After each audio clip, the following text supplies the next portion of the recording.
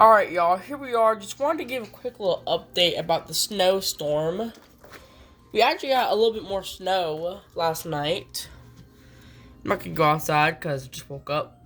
But yeah, as you can see, snow's pretty high. We got about 3 or 4 or 5 inches of snow last night and yesterday.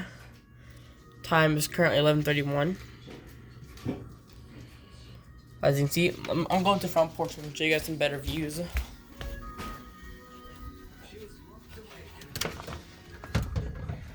Here's a look from the front yard. As you can see, the roads are already no longer covered in snow, but the roads are pretty icy right now.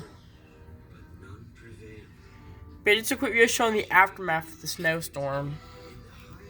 See, the snow is already melting, as you can see. There's a look down the road.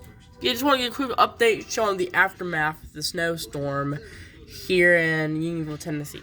Peace.